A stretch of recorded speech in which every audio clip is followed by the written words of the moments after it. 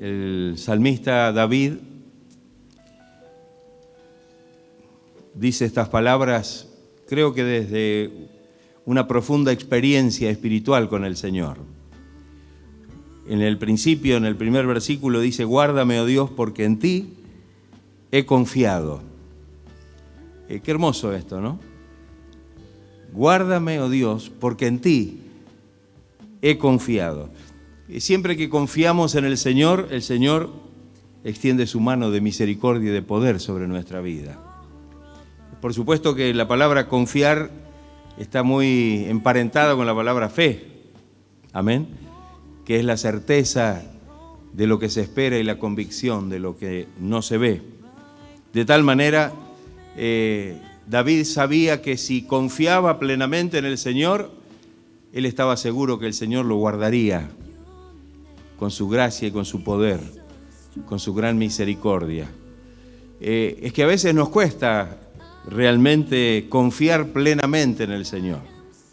Y a veces nuestra confianza y nuestra fe hasta pueden estar divididas. Pero qué bueno que podamos confiar plenamente y solamente en el Señor. Y si realmente confiamos solamente y plenamente en el Señor, podemos estar seguros de que el Señor nos guardará, que el Señor estará bendiciendo nuestra vida y nos estará protegiendo y guardando con su poder. Dice el versículo 2: oh alma mía, dijiste a Jehová, tú eres mi Señor. Y mire qué importante esto: no hay para mí bien fuera de ti. No hay para mí bendición, quiere decir, fuera del Señor. ¿Qué le parece? Está relacionado con lo que dijimos antes. No hay bendición para nosotros fuera del Señor. Si yo pienso que puedo hallar alguna bendición fuera del Señor, seguramente mi confianza, mi expectativa de fe estará dividida. Pero cuando puedo llegar a creer esto, que no hay para nosotros, para mí bendición y para nosotros bendición fuera del Señor, es porque nuestra esperanza está completamente puesta en Él. Y nuestra fe está completamente puesta en el Señor. ¿Usted cree esto? ¿Usted cree que no hay bendición para nosotros fuera del Señor? Algunos dirán, bueno, ustedes son fanáticos, porque bueno, podemos ser bendecidos de muchas maneras y de alguna forma podemos recibir alguna bendición sin que fuera del Señor. David sabía que la verdadera bendición la recibía del Señor. La bendición que vale, la bendición que realmente es la que puede enriquecer nuestra vida, es la que proviene de Dios. Por supuesto que el enemigo, hasta el enemigo nos puede bendecir. Cuando creemos que la bendición son las cosas que nosotros queremos recibir. Pero cuando solamente confiamos en el Señor y esperamos en Él, la bendición del Señor es insuperable, es irreemplazable. No la podemos comparar con ninguna cosa. Por eso que estas palabras de David debieran ser nuestras también. No hay para nosotros bendición fuera del Señor. ¿Cuántas veces hemos buscado, tal vez, bueno, sin conocer al Señor, hemos andado recorriendo caminos y golpeando puertas, tratando de alcanzar, de recibir algo, alguna bendición para nuestra vida? Pero ahora que conocemos al Señor, esa búsqueda se terminó. Ya no hay búsqueda. La única búsqueda que hacemos es en el Señor. Porque sabemos que no hay para nosotros bendición fuera de Él. Amén. No hay para nosotros bendición fuera del Señor. Para los santos que están en la tierra. ¿Y quiénes son los santos que están en la tierra? Los santos terrenales, ¿quiénes serían? Son los hijos de Dios, somos nosotros. Debiéramos ser nosotros, ¿no? Debiéramos ser nosotros, porque Él nos ha santificado, porque Él nos ha hecho santos. Bien claro dice el apóstol Pedro, ¿no? Recordando las palabras del Señor: sed santos porque yo soy santo. Sed santos porque yo soy santo. Y la Biblia dice que sin santidad nadie verá al Señor. Así que qué importante que podamos reconocer que esta es la condición y la característica de nuestra vida cristiana. Para los santos que están en la tierra, para nosotros que estamos aquí todavía en la tierra, y para los íntegros. Anoche estábamos reunidos con el grupo de hombres y hablábamos del doble ánimo. Y algo que realmente Dios no aprueba es el doble ánimo, ¿no? Y a veces cuando miramos o observamos un poco a nuestro alrededor, cuánta gente anda por el mundo con doble ánimo. Pero el cristiano no puede tener doble ánimo, no puede tener doble faz, ser de una manera y de otra. El creyente tiene que ser íntegro, porque ha sido regenerado por la gracia de Dios y el poder del Espíritu Santo. Y porque ahora, si bien a lo mejor en algún momento de nuestra vida, antes de conocer al Señor, teníamos esta característica que menciona la Biblia de tener ese doble ánimo, esa doble funcionalidad de nuestra vida, de tener dos personalidades o según las circunstancias somos de una manera o de otra. Cuando conocimos al Señor, el Señor nos libró de esa cuestión. Y ahora somos o debemos ser personas íntegras. Y Dios se complace en quienes son sus hijos y que realmente tienen estas dos características, la santidad y la integridad. ¿No le parece que son importantes? La santidad, porque sin la santidad no llegaremos a ver al Señor. No tendremos vida eterna, quiere decir. No tendremos la oportunidad un día de estar cara a cara en su presencia y poder compartir la eternidad con el Señor. Porque Dios es un Dios santo por excelencia. Y no podremos estar. ¿Quién entrará en el lugar santo?, dice el Salmo, ¿no? ¿Cualquiera puede entrar en el lugar santo? ¿Cualquiera puede entrar en el santuario de Dios? No. El limpio de manos, el limpio de corazón, que no ha elevado su alma a cosas vanas, ni jura con engaño, dice la palabra, ¿no? Qué importante entonces que podamos comprender, porque para ellos, para los que viven en santificación o en santidad, y para los que viven en integridad, siendo de una sola pieza, no teniendo un doble ánimo, un doble perfil en nuestra vida, sino que somos del Señor. Y miren de donde nos miren, y sea cual sea la circunstancia que rodee nuestra vida, somos iguales. Somos hijos de Dios. Somos siervos de Dios. Y realmente dice la palabra que en ellos Dios tiene su complacencia. Yo digo, es muy lindo que Dios se complazca de nosotros. Y es muy feo que Dios se enoje con nosotros o esté en desagrado con nuestra vida. ¿O no es así? Claro. No importa lo que digan los hombres. No importa lo que digan los demás. Fíjese que hoy mucha gente vive solamente por la apariencia, ¿o no es así? El mundo material, el mundo que solamente, como dice la Biblia, mira lo que está delante de sus ojos, vive por la apariencia, solamente parece que lo que puede ver es lo que vale, pero Dios mira el corazón. Y la importancia de nuestra actitud en esto es que nosotros queremos agradar a Dios. El apóstol Pablo dice que si él trataría de agradar a los hombres no podría ser siervo de Cristo. Si él de alguna manera tendría que actuar y moverse de la manera que los hombres lo aprobaran, no podría servir al Señor. Y yo me animaría a ampliar esto y decir que si nosotros queremos que la gente de afuera nos apruebe y nos vea con agrado, no podríamos ser verdaderos cristianos. Porque el mundo tiene otros parámetros de vida, otras normas, otros principios de vida, y más hoy en el mundo y en el tiempo en que vivimos. De tal manera que nosotros ahora queremos agradar a Dios. Y nuestra vida debe ser una vida de santidad y una vida de integridad en la presencia del Señor. Bien claro dice el texto, el versículo 3, ¿no?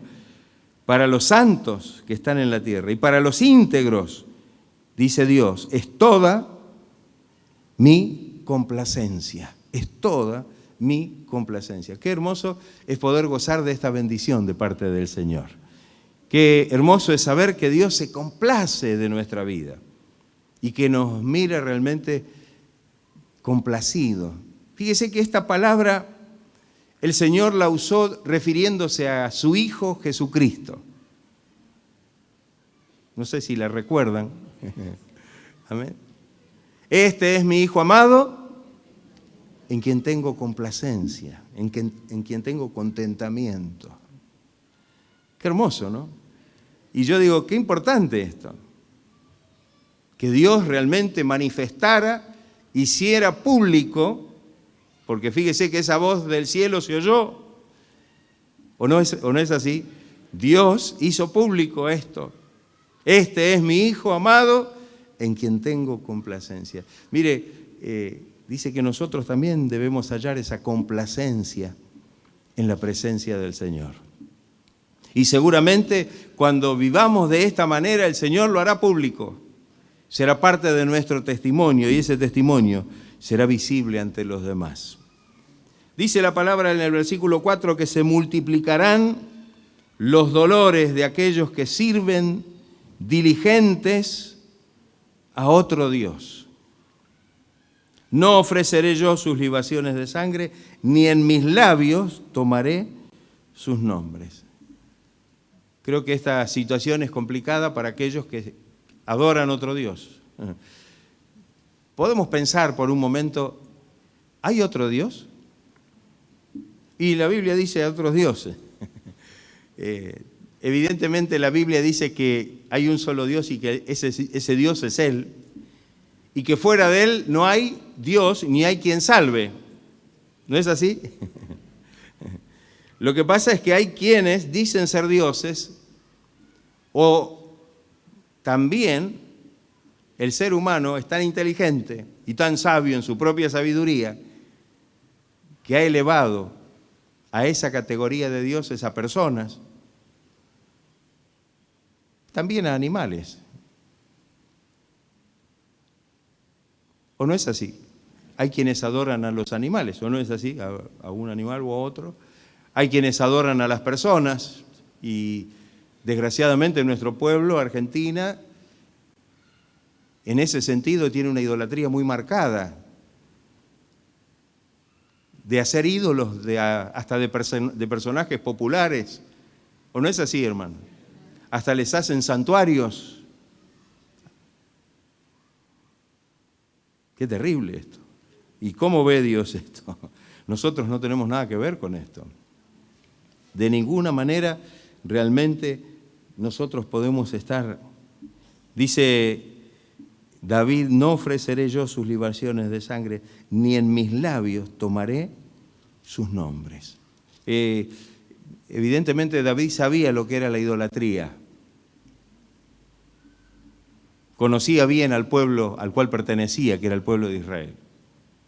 Conocía bien su historia pasada, pero también estaba conociendo la presente y la situación en la cual vivía el pueblo de Israel.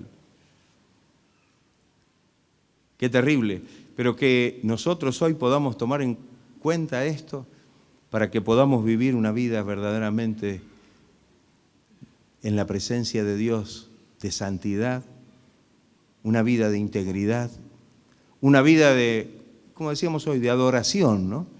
Que nuestra vida pueda realmente adorar al único y verdadero Dios, porque fuera de Él no hay otro Dios. Amén. Son dioses son dioses con minúscula, y la Biblia lo pone con minúscula, que no son dioses, dice la palabra. No son dioses, pero que nosotros podamos adorar y alabar al verdadero y único Dios. La última parte de este salmo, desde el versículo 5 en adelante, es donde habla acerca de la herencia. De hecho, el título del Salmo 16, dice, una herencia escogida. ¿Usted sabe que Dios tiene preparada una herencia para nosotros, sus hijos? ¿Usted cree que esa herencia es real? ¿Usted tiene en cuenta el hecho de que Dios ha preparado esa herencia para usted? Yo creo que si tuviéramos el conocimiento de una herencia terrenal que fuera tal vez grande, importante, estaríamos ocupados en esto. Pero muchas veces no nos acordamos de la herencia que el Señor dijo que iba a preparar para nosotros. No la tenemos en cuenta. Pero creo que es necesario que podamos tal vez a través de los versículos que siguen hacer una reflexión sobre la herencia que el Señor realmente nos ha reservado. Dice el salmista David en el versículo 5, Jehová es la porción de mi herencia y de mi copa. Tú sustentas mi suerte. Y el versículo 6 dice, las cuerdas me cayeron en lugares deleitosos y es hermosa la heredad que me ha tocado. Creo que en estos dos versículos, en principio David menciona que la herencia o la porción de la herencia es maravillosa y que es placentera. Es maravillosa. Creo que cuando miramos la Biblia, generalmente tenemos ese concepto de que verdaderamente el Señor nos ha preparado una maravillosa herencia a cada uno de nosotros. ¿O no es así? Sí. El apóstol Pedro la menciona, que ha preparado para nosotros una herencia incorruptible, incontaminada e inmarcesible, que está reservada allí en los cielos para nosotros. ¿Usted cree que esto es así? Amén. ¿Está agradecido a Dios por esta herencia que el Señor dice que somos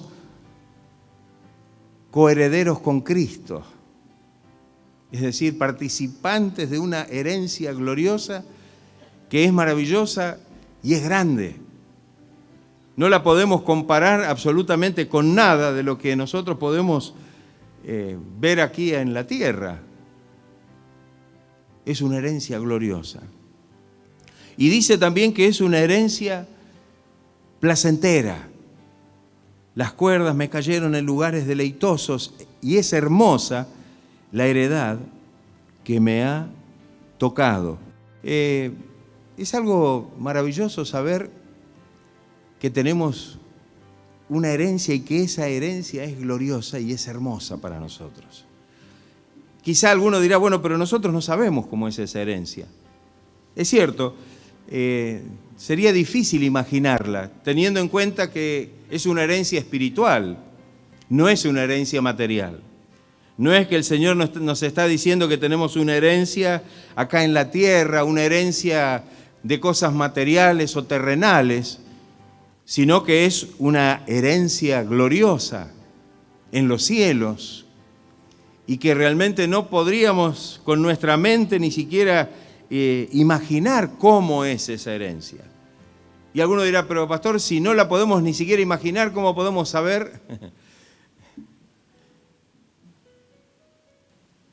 Yo creo que si entendemos que lo mejor Dios tiene preparado para nosotros y que lo bueno que recibimos ahora de Dios, que no lo podremos ni siquiera calificar con palabras porque es algo glorioso y solamente es un anticipo de aquella cosa que tiene reservada para nosotros, de aquella gran herencia.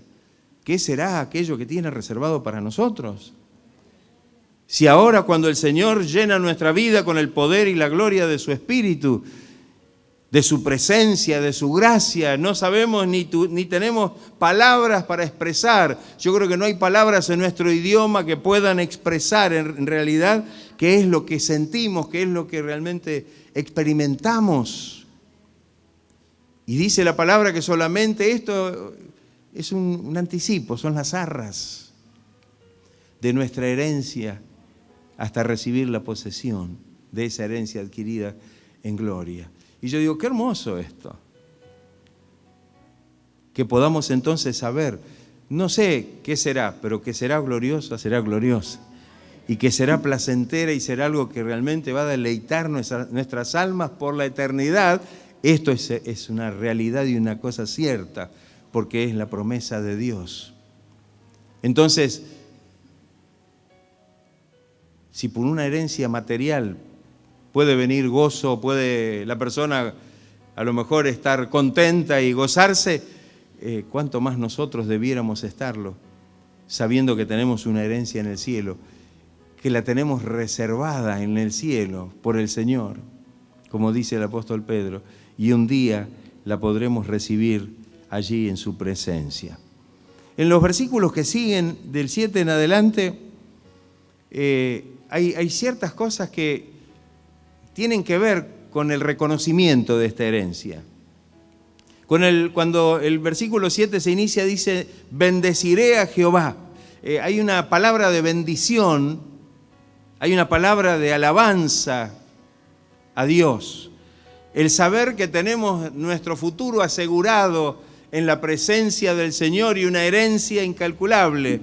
No la podemos calcular nosotros, una herencia que tiene características que no son de esta tierra. Incorruptible. ¿Hay algo en esta tierra que sea incorruptible? No, todo sufre el proceso de corrosión. ¿O no es así? Todo se corrompe. Todo en la tierra, todo aquí se corrompe. Incontaminada. ¿Hay algo aquí en la tierra que no se contamine? Todo se contamina. El aire que respiramos se contamina.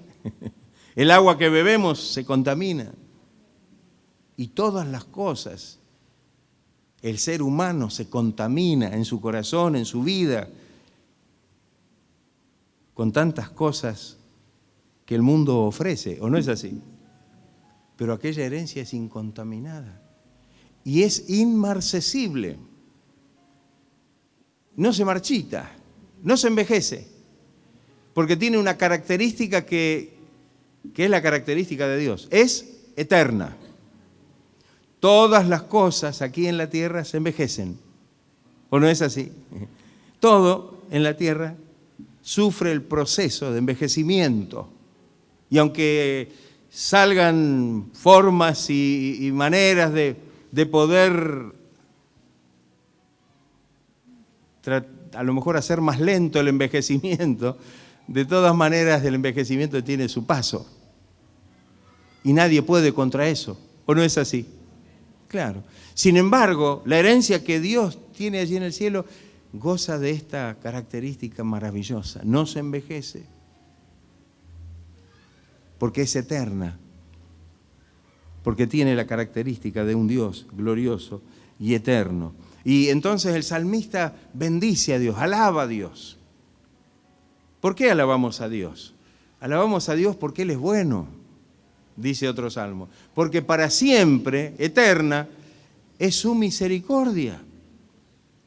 Alabamos a Dios cuando nos encontramos con estas promesas maravillosas, cuando sabemos que Dios nos está diciendo que tenemos una herencia gloriosa que nos está esperando en los cielos.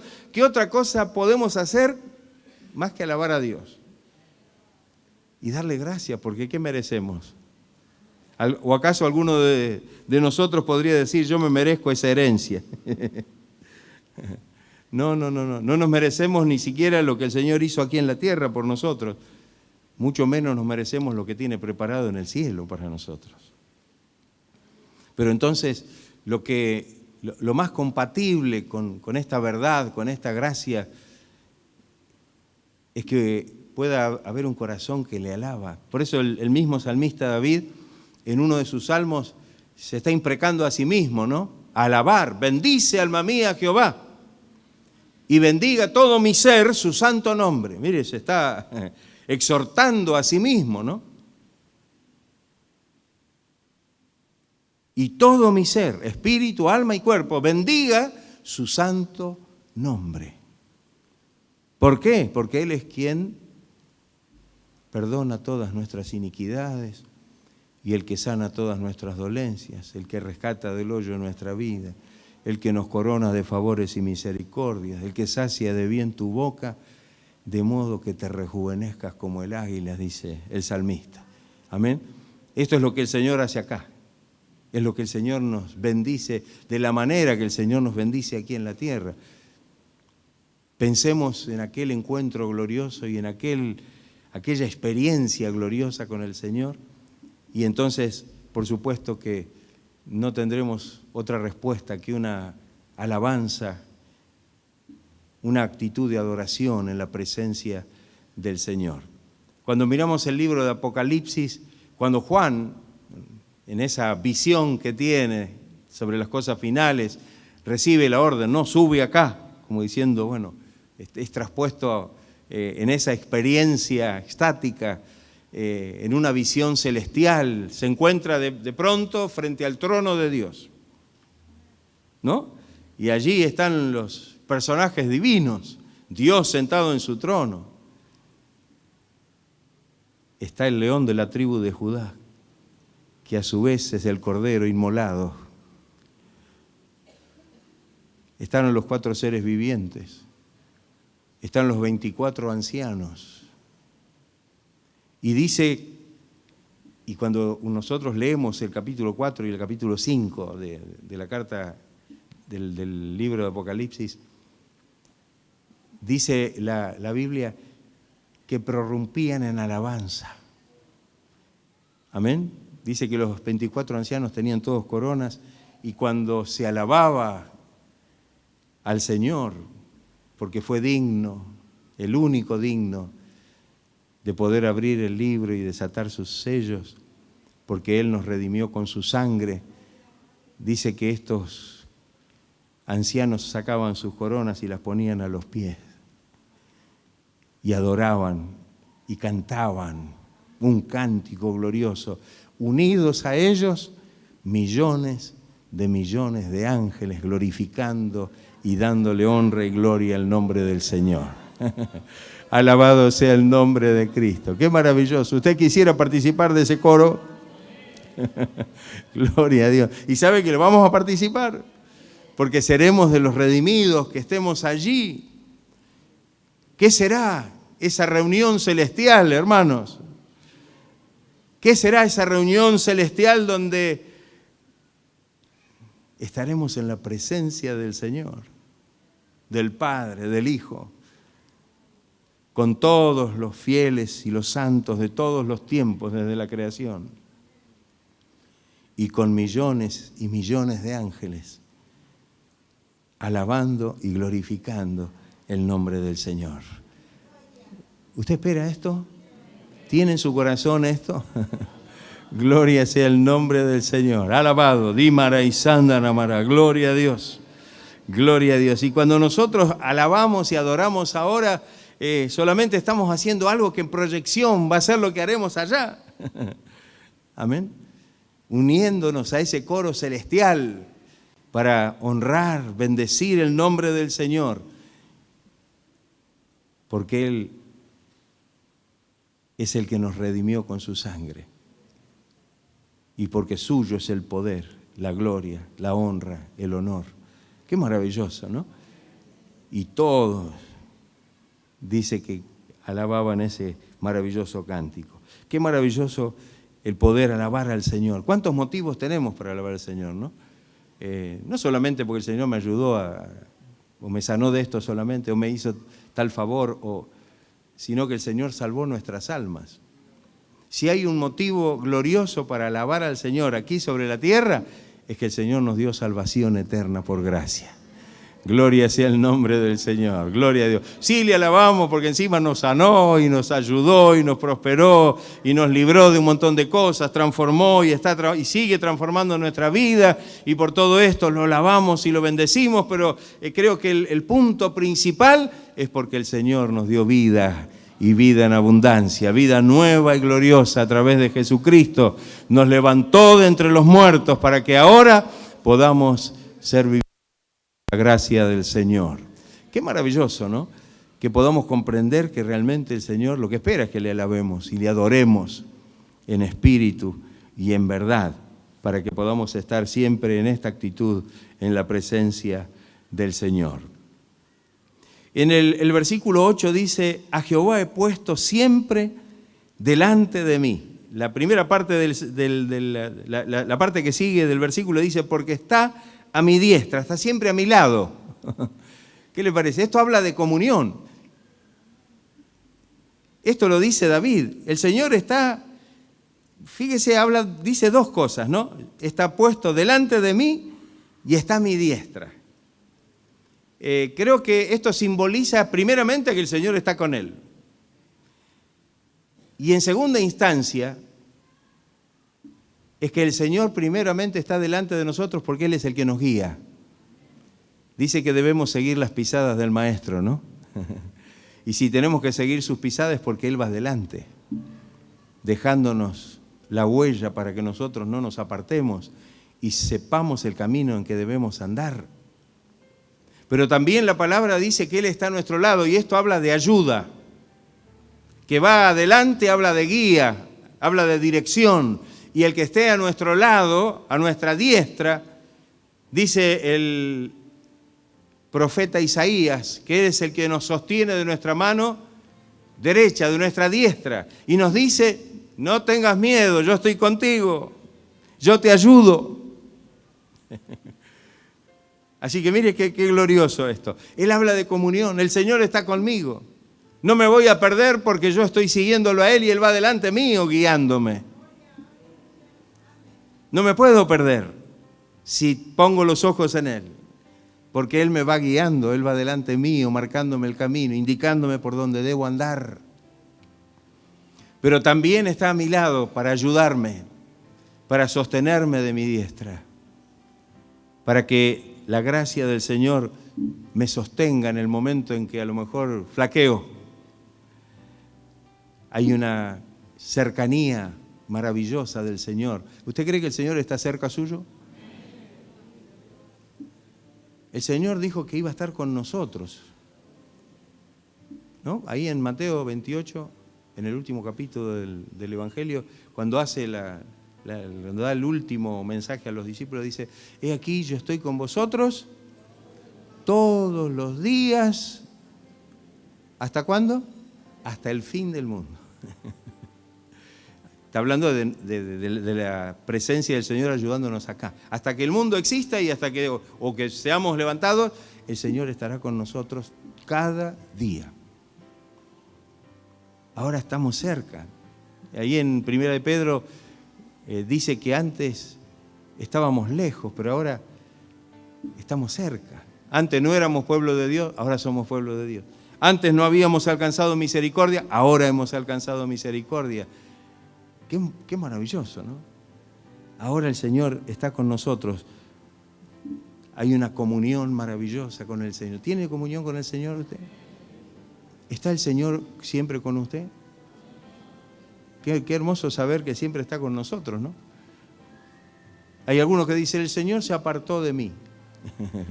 El Señor se alejó. El Señor me abandonó.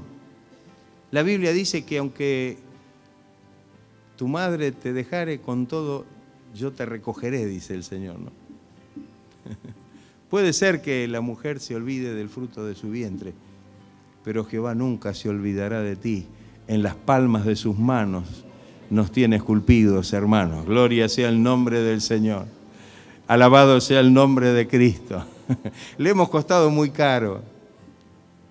Si usted piensa en lo que Dios hizo por nosotros, se va a dar cuenta que no es fácil que el Señor se olvide de nosotros. Porque envió a su propio Hijo a dar su vida en rescate por la nuestra. Ha hecho una obra terrible, maravillosa. Entonces, nosotros que podamos aprovechar esta bendición y saber que el Señor está siempre con nosotros, tenemos una comunión cercana con el Señor. Y dice el resto del versículo, no seré conmovido, no seré conmovido. Yo digo, qué hermoso esto, ¿no? No seremos conmovidos. Hay un salmo de David también, el 27, dice: Jehová es mi luz y mi salvación. ¿De quién temeré? ¿De quién temeré? A veces hay temores, ¿no? Y entonces sigue el mismo versículo 1. Jehová es la fortaleza de mi vida. ¿De quién he de atemorizarme? Y en el versículo 3, a modo de respuesta, David dice: aunque un ejército acampe contra mí, no temerá mi corazón. Aunque contra mí se levante guerra, yo estaré confiado. ¿Qué le parece? ¿Él es el que nos sostiene? ¿De quién temeremos? Si Dios es con nosotros, ¿quién contra nosotros? Entonces, no seremos conmovidos. El Señor nos sostendrá. El Señor es nuestro refugio, nuestro amparo y nuestra fortaleza y nuestro pronto auxilio en las tribulaciones. Así que el Señor nos ayude para que podamos verdaderamente saber que el Señor no solo está cerca nuestro, sino que estará fortaleciendo nuestra vida de tal manera que no seremos conmovidos, dice David. No seré conmovido. Aunque un ejército acampe contra mí, no me interesa. No temerá mi corazón. Aunque contra mí se levante guerra, yo voy a estar confiado. Qué hermoso, ¿no? Podremos tener nosotros también esta confianza para poder esperar en el Señor, ¿no? Que el Señor nos ayude. El versículo 9 agrega algo más. Dice: se alegró, por tanto, mi corazón y se gozó mi alma. El gozo. El gozo. Otra de las bendiciones maravillosas de Dios, cuando podemos confiar plenamente en Él, cuando podemos saber que dependemos de Él, que Él nos tiene un lugar asegurado en el cielo, cuando sabemos que Él está próximo, cerca, guiándonos, ayudándonos, nos gozamos en la presencia del Señor. Se alegró, por tanto, mi corazón y se gozó mi alma. En los términos del Nuevo Testamento, el apóstol Pablo dice que debemos estar siempre gozosos. Así como cuando hablamos del amor decimos que está el amor del mundo, el amor carnal y el amor de Dios. Y cuando hablamos, ¿no? El gozo también. Está la alegría del mundo, la alegría pasajera, efímera. Y está el gozo del Señor, que es interno, es el del corazón. Es ese gozo del que cantamos a veces: esta alegría nunca se me irá, ¿no? Porque no es la alegría que se deriva de las circunstancias favorables de la vida que estamos viviendo en ese momento, sino es el gozo de la salvación. Es el gozo de saber que realmente el Señor nos ha salvado y que en esa condición de salvo podemos gozarnos en la presencia gloriosa del Señor. Qué maravilloso esto, ¿no? Miren que David, hubo un momento que cuando pecó deliberadamente delante del Señor, perdió el gozo. Y se arrepintió de una manera terrible delante de Dios y clamó a Dios desde lo profundo de su corazón en el Salmo 51. Desde lo profundo de su corazón, y una de las cosas que le pidió a Dios es que le devolviera el gozo de la salvación. Vuélveme el gozo de la salvación. Ese es el gozo de la salvación. Y aunque todas las cosas puedan estar ahí medias, porque cuando estamos en el mundo a veces las cosas son complicadas, difíciles, ¿no? Hay situaciones, pero hay un gozo interno que es el del corazón, que no puede ser afectado por las cosas que nos rodean. Amén. Es el gozo del Espíritu Santo, es el gozo de la salvación, es el gozo que Dios pone en el alma. Y aunque tengamos que atravesar situaciones difíciles en lo profundo de nuestro corazón, nadie nos puede quitar ese gozo que el Señor nos dio. Amén, hermanos. Gloria a Dios. ¿Sabe que cuando el profeta Isaías habla de la redención, el profeta Isaías es muy abundante en expresiones que tienen que ver con la obra que realiza el Señor, ¿no? Pero cuando habla, por ejemplo, del camino de la santidad, una de las cosas que dice, ¿no?, que realmente es para que caminen los redimidos. Amén. Y una de las cosas que dice dentro de ese pasaje es que gozo perpetuo habrá sobre sus cabezas y nunca más existirá el lamento, el dolor, la angustia, el gemido. Hay algo que el Señor pone en el corazón que es eterno y es el gozo de la salvación. Amén. Estamos caminando en el camino de los redimidos. Amén. Dice que es el camino que Dios ha preparado para nosotros, para los que son redimidos por la sangre de Cristo, por supuesto. No subirá fiera ni león, dice, subirá por él. O sea que el enemigo no tiene nada que, no puede estar por este camino. Entonces hay un gozo glorioso, maravilloso, el poder caminar en el camino del Señor. Si una característica es propia del camino del Señor, es el gozo del Señor, que es el que renueva nuestras fuerzas en el Señor. Fíjese, esto no solamente es del Nuevo Testamento. Como dije antes, se expresa en el Antiguo Testamento. Habacuc lo expresa, y de una manera muy concreta, ¿no? Que aunque vinieran las calamidades más grandes, y todo lo que pudiera ser de bendición y de riqueza y de sustento se destruya, no haya vacas en los corrales, no haya plantaciones, no haya absolutamente nada y todo quede destruido, con todo, dice, yo me alegraré y me gozaré en el Dios de mi salvación, que hace mis pies como de ciervas y en mis alturas me hace andar. Qué maravilloso, ¿no? Gloria a Dios. Fíjese que esto es algo maravilloso porque Él está en el Antiguo Testamento, podríamos decir, bueno, ahora nosotros, pero fíjese que Él, mediante la confianza en el Señor, se da cuenta, de una manera pero maravillosa, que aunque todo le puede faltar, si el Señor está con Él no le falta nada. Amén. Aunque todo falte, el producto del olivo, los labrados no den mantenimiento, no haya vacas en los corrales, con todo, yo me alegraré y me gozaré en el Dios de mi salvación. ¿Estaremos dispuestos a gozarnos de esta manera en el Señor? A veces nos pasan algunas cosas y enseguida parece que, ¿no? Parece, no, que el Señor nos ayude. Puede que la circunstancia pueda traer cierta tribulación, pero el gozo del corazón y el verdadero gozo que Dios pone en nuestra alma nunca puede ser afectado por las cosas que nos rodean, que realmente podamos comprender esta verdad. La segunda parte dice, mi carne también reposará confiadamente. No dejarás mi alma en el Seol, ni permitirás que tu santo vea corrupción.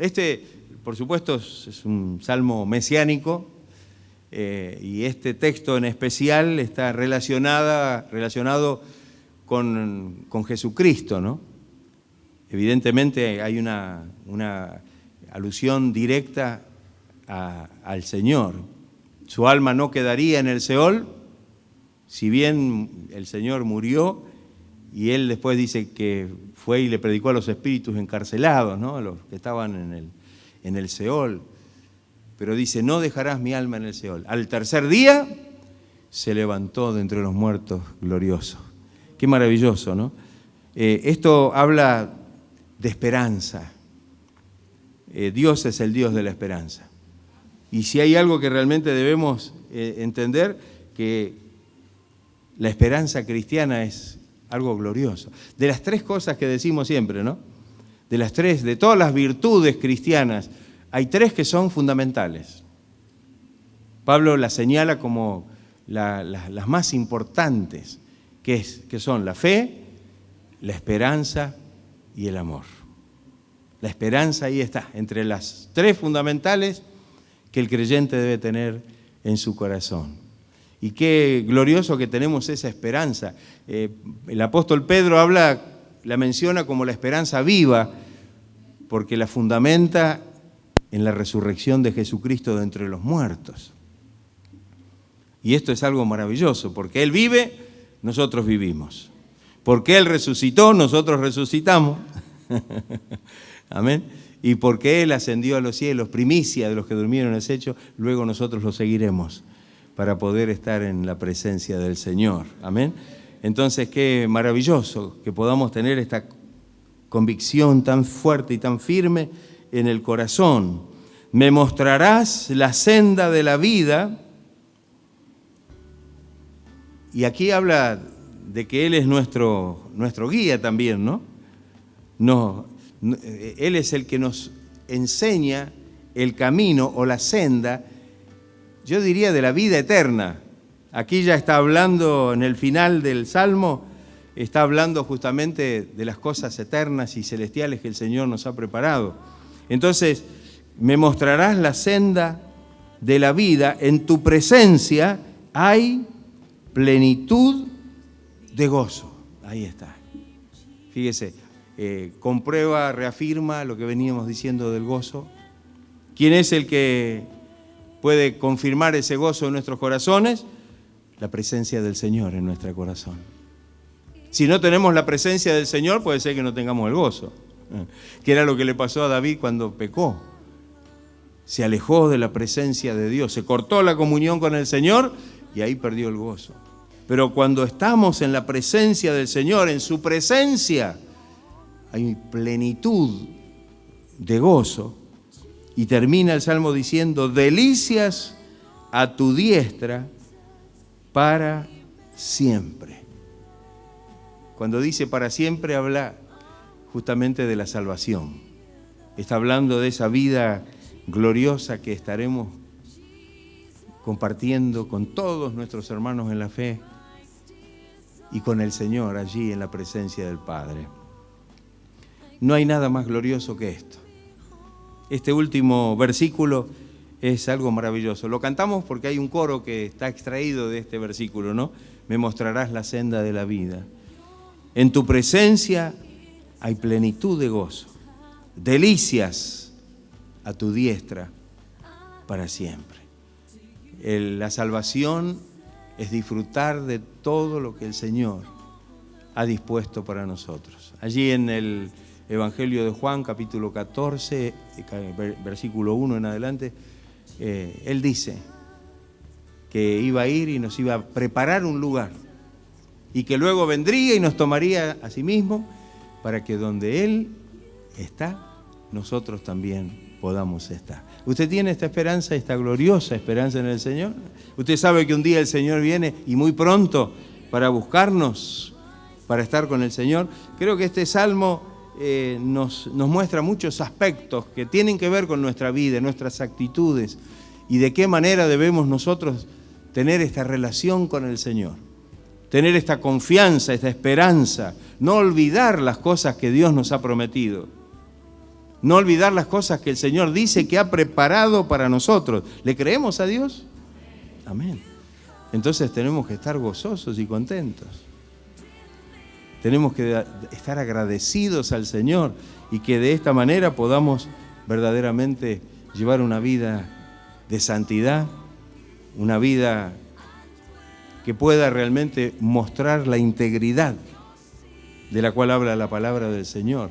Una vida de gozo, una vida de confianza, de esperanza, una vida que puede reflejar la gloria de Dios y que puede mostrar que lo que Él nos ha prometido a nosotros o para nosotros es real. No importa que el mundo no lo crea. A lo mejor el mundo dice, no, pero son todas cosas, son todas cosas que no hay nada. Parece que lo que no se toca, lo que no se puede ver, no existe. Para nosotros lo más importante es eso. Y quizá podamos terminar esto con lo que Pablo dice, no mirando nosotros como el mundo las cosas que se ven, sino las que no se ven.